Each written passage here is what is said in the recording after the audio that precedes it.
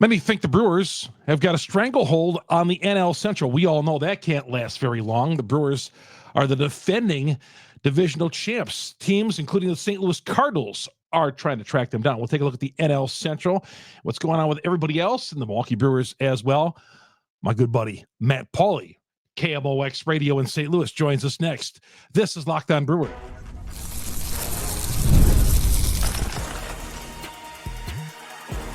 You are Locked On Brewers, your daily Milwaukee Brewers podcast. Part of the Locked On Podcast Network, your team every day. Saying in sports, you're getting better or you're getting worse, but you never stay the same. Are the Brewers getting better so far? That's for sure not. They lost two key players so far. But other teams in the division, are they getting better? We'll get to that coming up. Chuck Freeman, longtime sportscaster here in the state of Wisconsin, proud host of Locked On Brewers, part of Locked On Podcast Network. We are your team every day. This episode brought to you by FanDuel. The NFL playoffs are coming up, and it's not too late to get in on the regular season action as well with FanDuel. Right now, new customers finish the season strong. $250 in bonus bets in your account when you win your first $5 bet. Visit FanDuel.com. You are never a loser. Milwaukee was when we lost in the St. Louis. Matt Pauley, pre and post game host for the St. Louis Cardinals on the enemy side, doing a great job down there for the Cardinals, formerly of WTMJ Milwaukee, where he did post Brewers for them for a few years as well. Matt, appreciate you coming on the show. Happy holidays to you and that growing family of yours. Yeah, thank you, Chuck. It's great to see you. It's great to be able to talk to people in Wisconsin. I know I'm in St. Louis now, so I may be the enemy, but I really value my 6-7 years in Milwaukee. My first daughter was born there. Just so many wonderful, great memories. So anytime somebody from Wisconsin, especially a good friend like you, wants to talk to me, it warms my heart. That's what I say. Hey, we're enemies as far as our teams are concerned, but doesn't mean the broadcasters can't be still friends. Yeah. Hey, Matt, let's start off with your team right now. The off season, you're going to lose the first baseman, Goldschmidt, trying to trade Arenado. How do you gauge the Cardinals offseason so far? Yeah, it's interesting because when the regular season came to an end, they announced that they were going to take a reset. They've never used the word rebuild, but they've used reset, retool. They said that payroll was going to come down a bit, which it has been. That's connected partly to the TV deal where they're not going to make as much money, and also attendance probably won't be what it's been in previous years. They're unlikely to have 3 million plus people walk through the turnstiles this upcoming season. They did not this past year as well. But also the bigger part of this is I think they looked at teams like the Brewers who have been better with less payroll and have said, and it's not just the Brewers, it's a bunch of teams in baseball that have done more with less. And I think the Cardinals have said, okay, our model isn't working anymore. We need to change things up. So they brought in Chaim Bloom, the former Red Sox baseball head. But before that, he was a bigwig with the Tampa Bay Rays and was a big part of building out their minor league system. And even the Red Sox, if you look at the Red Sox minor league system now, it is absolutely stacked. And a lot of that goes back to Chaim's time there. So last year, he was with the organization. He did kind of an overview of what's going on in player development. He gave those that report, those recommendations to team ownership. They decided that, okay, things need to be done differently. So the decision was made that John Mozeliak, longtime president of baseball operations, this is going to be his final season this upcoming year. Chaim Bloom is going to take over that role next season, so not the upcoming season, not 2025, but 2026. But during 2025, they are completely redoing player development. Mm-hmm. And it is a heavy, heavy lift. They're creating positions. They're hiring people. They're buying infrastructure and data and computers, and they're going to redo the entire spring training complex. So the moment spring training ends this year, they're basically going to tear down everything and rebuild the complex so it has everything that they need. So with all of that, they've kind of said that this year at the major league level, it's going to be a bit of a reset. They're going to, payroll is going to go down, and they're going to try to start competing at a high level again in future years once player development is doing more of its job of producing high-end players. So that's a long answer, Chuck, to a short question. Hey, well, we're on for 25, 30 minutes here still. Long answer is not a bad thing, and certainly great getting you aboard. You look at the Milwaukee Brewers. Right now they own the division. Chicago Sports Talk, I was listening to them for a little bit this summer, and they were talking about, how's Milwaukee having all the success? They lose Corbin Burns. They lose all these players. They have a shoestring budget. You know how it works in Milwaukee. And this offseason, they lose Adamas to the Giants, and that was going to happen. Had to trade Devin Williams. Do you think teams and maybe the St. Louis Cardinals look, why is that team in first place? How are they getting it done right there? There's an opportunity for us to overtake these guys who keep losing players, yet they still remain on top. 100%. And it's a credit to the Brewers because they've got this amazing system in place. They are as good as any team in baseball in making players the best version of themselves. Mm-hmm. They're very good at graduating players to the big leagues who are ready to go. And they're in a spot where, like a Jackson Chourio is a great example. They were able to just sit with him for the better part of 2 months where he really didn't play that well. Mm-hmm. And all of a sudden he's a top 3 candidate for the National League Rookie of the Year. So honestly, that's part of what this year the Cardinals are kind of taking the Chourio approach when it comes to both Nolan Gorman and Jordan Walker. These guys don't have to worry about not playing every day. These guys don't have to worry about being sent down to AAA. They're basically going to be given the job and be given every opportunity to fail.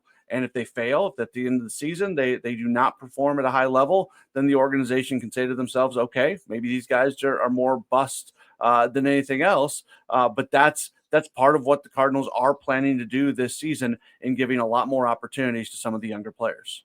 Does that put pressure on these other teams in the division? The Cardinals, who, let's face it, the Cardinals have kind of been the mainstays in this division as far as ownership. When you think of the NL Central over the years, you think of the St. Louis Cardinals and what they've done for so many years.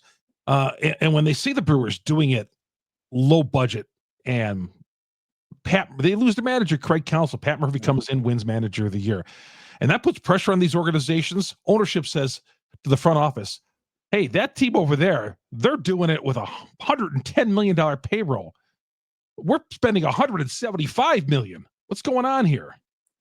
Yeah, it's interesting because I think most people, and I, like you said, I've been on each side of this for a really long time, and I grew up in St. Louis, so I've watched this throughout my entire life, essentially. I think we're at a point now where we expect the Brewers to do this. Mm-hmm. We'll see things like what's happened this offseason where they lose a Devin Williams and they lose a Willy Adames. And I do think losing Willy Adames is going to be a really tough thing for them to be able to jump over. But at the same time, they did something smart. They were able to avoid the starting pitching market, which right now is just crazy. These mid-level guys are making $20+ million a year. So I think the rest of the division and I think the rest of baseball has really started to understand that the Brewers might just be smarter than everybody. And you got to find a way to either be as smart as them, or you have to spin to a level that you outdo them. I think that might be kind of I know the Cubs have Craig Counsell now, and they're trying to do some things from a smart perspective. But that might be kind of the approach that the Cubs end up taking, where they try to buy the division. Pat Pauley is our guest from KMOX Radio, pre and post of the St. Louis Cardinals, and of course, sportscaster here in Milwaukee, and worked for WTMJ for a number of years. When we come back with Matt, we're going to ask him if the gap is closing. Who's closing the gap? Who has done it so far here in the offseason? It's been a couple of months of the offseason. Who's closing? The Cubs are getting better. Kyle Tucker. What are the Cardinals doing? We're talking about cutting payroll. Cincinnati have a shot. And how about Pittsburgh? Is Pittsburgh going to ever get some offense? They got some young pitching. We'll get to all that coming up next here on Locked On Brewers. Locked On Brewers, part of Locked On Podcast Network. We are your team every day. Rocket Money. Rocket Money can help you find any subscriptions you forgot about, or if you're paying for them twice, it can detect all that. That's happened to me. It's happened to other people as well. You realize, well, what are you doing paying for this? Oh, I didn't realize I was paying for this or that or whatever. Well, that's what Rocket Money is for. If you have subscriptions or whatever, there's so many things out there right now that cable and who knows, that Rocket Money can detect, makes it easy for them to track it all down. It's having a personal assistant for all your finances. Rocket Money, a personal finance app that helps you find and cancel your unwanted subscriptions, monitors your spending, helps lower your bills, and you can grow your savings. It brings everything together in one place. Rocket Money's got over 5 million users, saved over $500 million in canceled subscriptions for its users right there. Cancel your unwanted subscriptions. Reach your financial goals faster. Rocket Money. Go to rocketmoney.com/lockedon today and find out what they can do for you. Start the new year all right. Get that budget in place. Quit paying for things you don't want to pay for, like unwanted subscriptions. rocketmoney.com. rocketmoney.com/lockedon. rocketmoney.com/lockedon to get in on all the action. Chuck Freeman here on Locked On Brewers. Part of the Locked On Podcast Network. We are your team every day. You get us on Google, Spotify, Apple, wherever you download your podcast. We are there with the number one Brewers podcast on the internet because of great fans like you out there. And of course, our growing YouTube page. Search Locked On Brewers on YouTube. Hit the subscribe button, hit the bell, and that'll alert you every time we drop an episode on Locked On Brewers. Our guest, Matt Pauley, joining us from KMOX Radio in St. Louis. Baseball's 12 months a year in St. Louis. I know the Rams moved out, but I always felt like St. Louis was always one of the few cities, you know how it is in Milwaukee, we're thinking Packers. The Packers are top of mind, especially this time of the year. But St. Louis, seems like you guys are talking baseball 24/7 there in St. Louis. Absolutely. You know, the two shows that I do, I do Sports Open Line on KMOX each night. We talk Cardinals baseball every single day. And then we have a web show called The Gas House Gang. It's me and a bunch of other KMOX sports folks. And we talk Cardinals every single day. There's some people who, you know, going back to the Rams leaving St. Louis, because St. Louis is it's a good football city. And for what that organization gave the city for many of those years, especially late on, the support was good. In fact, St. Louis is the number one non-NFL market from a TV rating standpoint in the country. So NFL is still a big deal. But there's a lot of people who said the NFL does not like being in markets where they're not number one. They're used to being number one everywhere, and they were never going to be number one in St. Louis. It is baseball first. Greatest show on turf. We all remember those teams. Yeah. In the late 90s there, without doubt. Oh, Matt, who's closing the gap in the division on the Brewers right now? I know it's early on, 2 months in. We've got some time to go. The Cubs, that's a big pickup getting Kyle Tucker for them. What do you see right now? Yeah, I think the two teams that I look at are the Cubs and the Reds. The Cubs scare me. Now that you mentioned Tucker, obviously they pick him up. They then trade away Cody Bellinger, which I don't think they needed to do, but they did. They wanted to do that. But I don't think they're done. You know, if you remember what Craig Counsell said towards the end of the season last year, he made that comment about they need to build a roster that can win 90-plus games. And I don't think he's just going out on an island and saying that. I think he had the belief that the organization was going to do that. Now, the Cubs have talked big before and not followed through. It's really I don't feel too bad for Cubs fans because they're Cubs fans, but sometimes I do because that's the team from a financial resources standpoint that should be easily taking care of the division on an every year basis and just spending tons and tons of money, and they don't do it for whatever reason. So the Cubs do worry me. I don't think they're done. I think they've got a couple more moves up their sleeve before all is said and done. And then I don't think Terry Francona goes to the Cincinnati Reds if he doesn't have some sort of assurances that that's a team that's going to win. And he's a really good manager. He expects winning out of his club. That's a good young team with a lot of really exciting young talent. So they could take a step forward. I know earlier you alluded to the Pirates. Man, I feel bad for Pirates fans too, because you have Paul Skeens and you have Jared Jones and you have some other really good pitching like Mitch Keller. And then you've got some young, exciting guys who are trying to keep healthy. But that organization, Chuck, they just won't get out of their own way. They just won't make the small moves that they need to make to supplement at the big league level. So I have zero belief in the Pirates as being a legit team in this division. So you mentioned the Cardinals, and you mentioned the Cubs, and you mentioned the Reds. I never count out you guys. I know you're on the rebuilding process, but man, I'm always looking over the fence at you guys to see what you're doing. Yeah, so there is an equation. There is an equation for the Cardinals to be competitive this year. There's a lot of Cardinals fans who think this is going to be a team that looks like what they looked like 2 years ago, and I would push back strongly on that. But there are some things that have to happen. First off, I like the rotation. The rotation with Sonny Gray and Eric Fetty and Andre Palante going 1, 2, 3. That's a pretty solid group. And then we'll see what happens on the back end. I don't think Miles Michaelis is going anywhere. He really struggled last year. I think they'll end up trading Steven Matz, give an opportunity to somebody like Michael McGreevy, who had a few starts at the end of the season last year and looked really good. The bullpen, we'll see if Ryan Helsley sticks around. If he does, that should be a strength, and that is arguably the number one strength of the team last year. Here's where I think the Cardinals can actually be better than they were last year. In this past season, they were a team that was above 500 in playoff position for much of the season, and definitely they stayed in playoff contention. They bought at the deadline. They did all those things. They ended up not making the playoffs.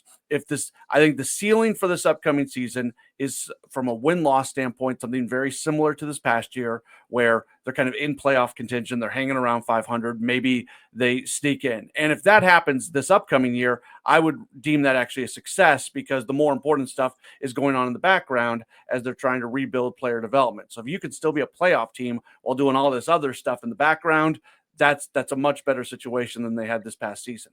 They had down years this past year from Paul Goldschmidt and Nolan Arenado. Mm-hmm. Those were your middle-of-the-order bats that just simply did not produce runs. You are now replacing first base with Wilson Contreras. Can he stay in the lineup and play 140, 150 games a year? They move him from behind the plate because they want him to stay healthy.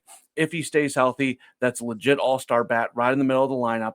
And then guys like Nolan Gorman and Jordan Walker, those are the two single biggest keys for this team this year. If they take steps forward, they hired a new hitting coach in Brent Brown, who has gotten just rave reviews. If they can unlock those guys and turn them into the players that we expected them to be as they were coming up as top prospects, if Nolan Gorman can be a 30 to 35 home run guy, if Jordan Walker can hit for average, hit for power, do everything that we expected him to do, if those guys sit in the middle of the order, all of a sudden you're going to become a really good offensive club. Chuck, they were terrible.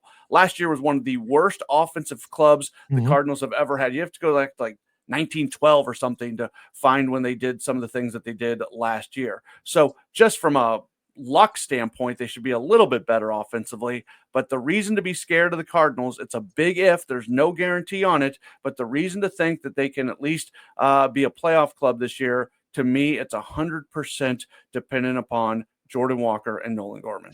There was a time when I thought Goldschmidt was going to come here. I don't know if you heard those rumors that they got to St. Louis at all, but the Brewers are kind of looking over there, interested in Goldschmidt, thought he still had something left in the tank at in his late 30s. Well, then the Rhys Hoskins picked up his $18 million, and I think that went that. But I mean, was there any substance at all? The Brewers interested in Goldie? I don't know how it would have worked with Hoskins around. That'd be the first thing. So now Goldschmidt ended up signing a 1 year, $12.5 million with the. If you're a Brewers fan, would you rather have Rhys Hoskins at 18 or Paul Goldschmidt at 12.5? I think I would probably argue Goldschmidt at 12.5. Here's the thing on Goldschmidt, because he won the MVP 2 years ago. Even in his MVP season, he started struggling in about August. And then last year, he wasn't very good. 2 years ago, wasn't very good. Although he still led the Cardinals in home runs this past season. Didn't say much because they didn't hit many home runs, but he was the leader. When you look, though, at some of the underlying data, his bat speed is still good. When he makes contact, he still hits the ball pretty hard. Some of these underlying numbers would indicate that he is primed for a bounce back. If he would just not swing at pitches that are way outside the zone and swing at pitches that are down the middle and find the way to he really struggled against the changeup this past year.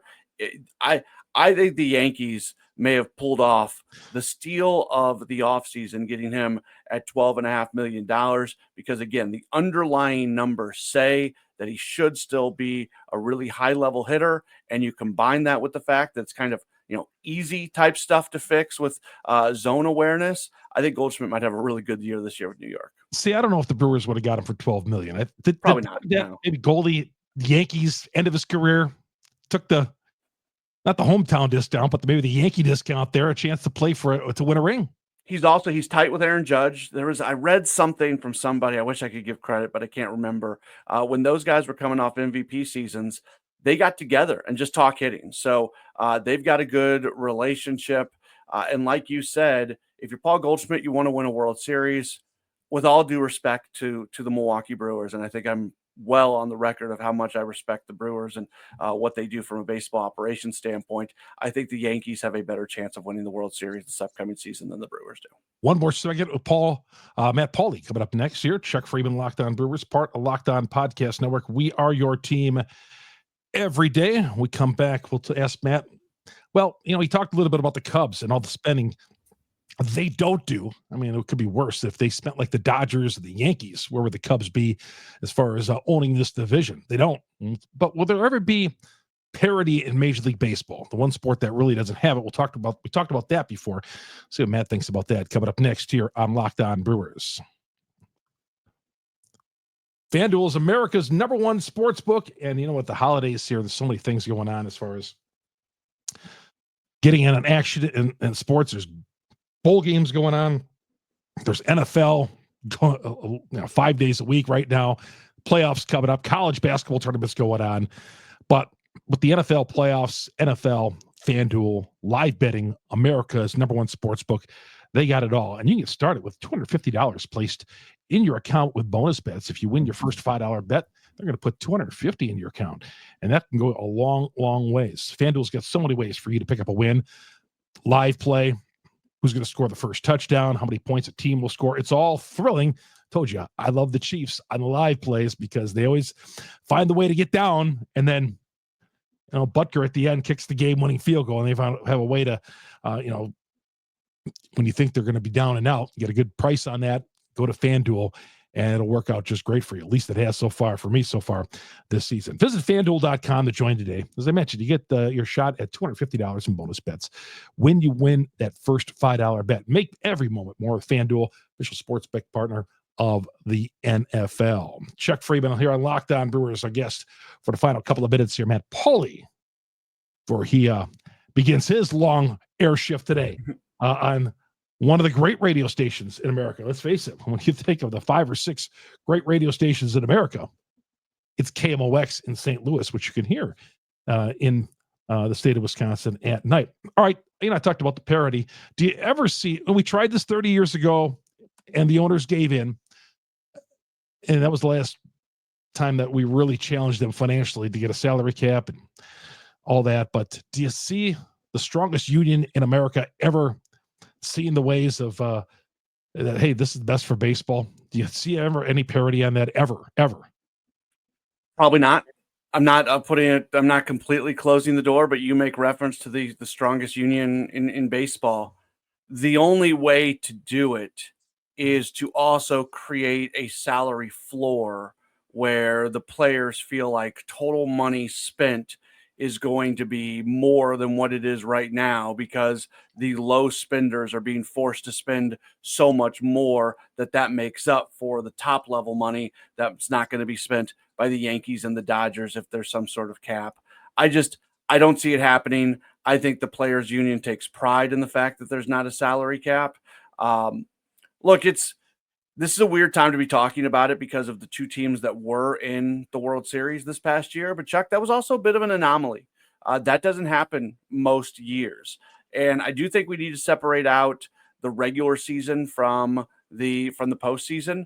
We live in a world in baseball, if we're being very honest and very blunt about it, that teams like the Yankees and the Dodgers and whoever else, if they want to go buy regular season wins, they can still do it.